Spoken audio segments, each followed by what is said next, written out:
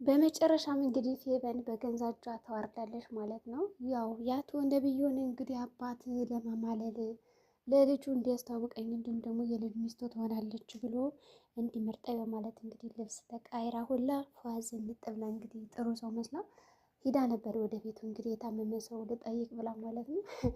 የሚገርማችሁ ነገር እንግዲህ አጀሬ ጽጌረዳ ስትነግራት የነቢዩ አባት እኮ ታሞ እዛ ነበር ያደርጉ ስትላት፣ ወይኔ ምን ሆኑ ምናምን እያለች በጣም በቃ ልክ እንደምታውቃቸው በጣም እንደምትንገበገብላቸው አድርጋ ስታስመስል ነበረ።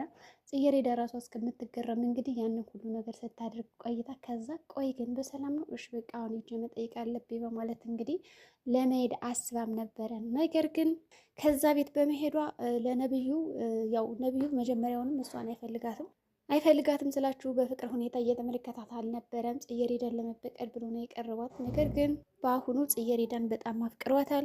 ከዚህ በኋላ ፌበንን ዞር ብሎ የሚሄድበት ምንም አይነት ምክንያት የለም ማለት ነው። በተለይ ደግሞ እንግዲህ የፌበንን ልብስ ለብሳ ከሄደችም በኋላ በጣም ነበር የወደዳት። የሚገርማቸው ነገር በጣም ደስ ብሎት ነበረ ሲያያት ምናምን። አሁን ጓደኛሞች ስለሆኑ ደስ ብሎ ተቃቅፎ ምናምን በቃ አባቱን አስተዋውቆ ወጣ ብሎ እንግዲህ ጽጌረዳ ጋር ለማውራት ሁላ ቸኩሎ ነበረ። በጣም ሰፍ ብሎ እየጠበቃት ያለን የሚመስለው እንግዲህ ወደዛ ቤት ስትመጣ።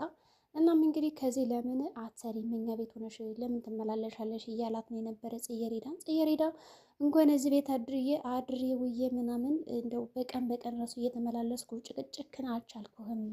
ስለዚህ እንዴት ነው እዚህ ቤት መጥቼ ልኖር የምችለው? ይሄማ ሊሆን አይችልም እያለች እንግዲህ ስትመልስለት ነበር። የሚገርማችሁ ነገር ሆኖም እንግዲህ አታስቢ፣ እኔ አሁን ተስተካክያለሁ፣ ጥሩ ሰው ሆኛለሁ፣ ባደረኩት ነገር አፍሬያለሁ፣ ይቅርታ እያለ ሲጠይቃትም ነበረ። ጽጌረዳም ችግር የለውም በማለት እንግዲህ ጉዳዩን ቀለል አድርጋ ይዛለታለች። ነገር ግን እሷ ምንም አልመሰላትም በወቅቱ። ግን እሱ በጣም እየተጸጸተ ነው። በተለይ ደግሞ ለአባቱ የምታደርግለት እንክብካቤ፣ ከዛም በተጨማሪ ሆስፒታል እስከ መሄድ ያደረሰው ስራ የእሱ ጥፋት እንደሆነ ገብቶታል ማለት ነው።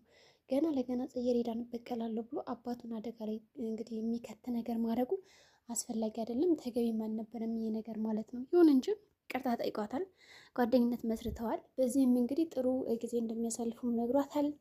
ከዛም በኋላ የተለያዩ ነገሮችን አብሮ እንደሚጎበኙም ነግሯታል ማለት ነው። ታዲያ መኮንን ይሄ መቀራረባቸውን አልወደደውም።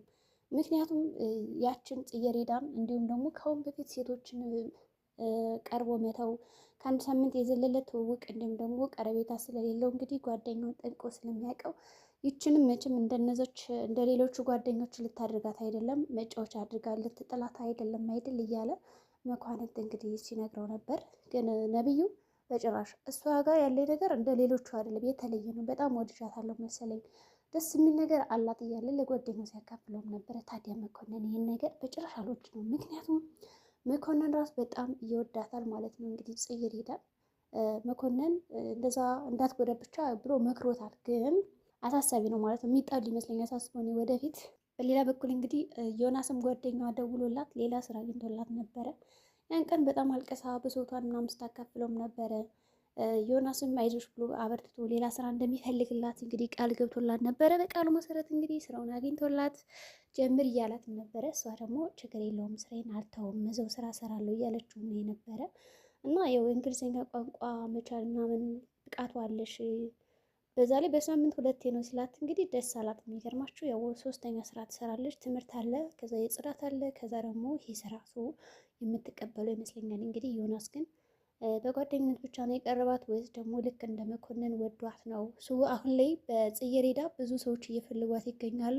እሷ እንግዲህ ልቧ ያለው ከነብዩ ጋር ይመስላል። የሚገርማችሁ ነገር ከነብዩ ጋር ያላት ነገር በጣም ደስ ይላል። በእርግጥም መኮንንንም አመስግነዋለች። በአንተ ምክንያት እዛ ትምህርት ቤት ገብቼ ባልፈተን ኑሮ እንደዚህ ጥሩ ውጤት አላመጣም ነበር እያለ ስታመሰግነውም ነበረ። እሱም እንግዲህ ችግር የለውም አታስቢ እያለ ሲያጽናናትም ነበረ። እሷም እንግዲህ እንደምንም ብላ ወደዛ ትምህርት ቤት ገብታለች። ከገባችም በኋላ ስራዎቿን ለማከናወን እያስኬደች ነው የነበረ። ከዛ እንግዲህ ምን ገጠማቸው? ፌቨን ማለት ነው አባቱን ልትጠይቅ ስትሄድ ነብዩን እዛ ቤት አገኘዋለሁ ብላ በጭራሽ አልጠበቀችም። ለዛም ነበር እንግዲህ ልብሷን ቀይርኝ አለቻት። አባትየውን ብቻ አገኛለሁ ብላ ነበር። ግን ያው አምሮባታል። በነገራችን ላይ የጽጌረዳ ልብስ ራሱ ልኳ ሆኗል። ጽጌረዳም እንግዲህ አምሮባት ነበረ። እናም እንግዲህ ሲያያት ደንግጥ አለች እና በግድ ለመሳቅ ነው ያስመሰለችው። ምክንያቱም እንዳይጠላት በሚለው እንዴት አለ እንዴት ዜነት ምናምን ዝም ትኖር በማለት ታወቁ። ከዛ እሱም አዎ እና እንግዲህ አባቱ ታሟል ተብሎ ነበር በማለት ያው አባቱ እንደሆነ አታውቅም ማለት ነው። ስለዚህ ፌቨን ተገርማ ነበረና እንግዲህ አቶ መስፍንም ተኙ ወይስ እንዴት ነው ብላ ስትጠይቅ ጽጌረዳ አሉ መኮንን መጥቶ ሊጠይቀው ከሱ ጋር እያወራ ነው በማለት እንግዲህ ወደ ውስጥ ይገባሉ። ታዲያ መኮንንን እንግዲህ ሰውየው በጣም እያሞገሰው ነበረ ጥሩ ሰው እንደሆነ ቤተሰቦቹን ለመርዳት ከተማ መጥቶ ትምህርቱን እየተማረ እንደሆነ እየነገራት ነው። እንግዲህ ፌቨንም እያዳመጠች ነው። ቤተሰቦች ገጠር ናቸው እንዴ እስከ ማለት ደረጃ ደርሳ እንዲሁም ደግሞ ቤተሰቦች ገጠር እንዴት ይኖራሉ በማለት እንግዲህ በጣም ራሷን ስትቆልን ነበረ። እና ገጠር እንዴት እያለች ተንገሽገሻለ የገጠር ናቸው ስላት ማለት ነው እናትና አባቶቹ። መኮንንም አሁ በማለት ግልምጥ ብሎ እንግዲህ በሉ እኔ ልሂድ እናንተ ተጫወቱ በማለት እንግዲህ ወጣ ይላል። እናም እንግዲህ አቶ መስፍን ስለ መኮንን ጨዋነት ነግሯት ያው ብዙ ነገር አስረዳት ማለት ነው። የሚበላ ነገር ላምጣልሽ ማለት እንግዲህ ነብዩም ወደ ኪችን ይገባል። ያው ከጽጌረዳ ጋር ለማገዝም አንዳንድ ነገሮችን ለማውራት መኮንንም እወጣለሁ ማለት እንግዲህ የሚገርማችሁ ነብዩና ፌቨን እንዲሁም አባቷ ግን እንዴ የእሱ አባት ነህ ምናምን በማለት እንደ አዲስ ነው የተዋወቁት። በእርግጥ አይተዋወቁም ነበረ። ከዛ ነብዩም እንዴት ተዋወቃላችሁ እንዴት ተዋወቃችሁ ምናምን ሲለው ያው ፍቅርት የምትባል ወዳጅ አለችኝ እና የእሷ ልጅ ናት በእሱ አጋጣሚ ነው የተዋወቅኳት ምናምን ይለዋል ማለት ነው። ከዛ እሱም እንደዛ ነው እንዴ ይህን ነገር እኮ ለእኔ አልነገርከኝም፣ ለማንኛውም በጣም ደስ ይላል ብሎ የተገናኙበትን አጋጣሚ አድንቆ ሄዷል ማለት ነው። ከዚህ ጋር ሶስቶችም ግራ ግብት ብሏቸው ነበረ። አንደኛ አንድ ትምህርት ቤት መሆናቸው፣ ሁለተኛ አባቱ መሆኑን ፌቨን ግራ ግብት ብሏታል። ሶስተኛ ደግሞ ነብዩ እንዴት ተዋወቁ የሚል ጥያቄ ፈጥሮበት ነበረ።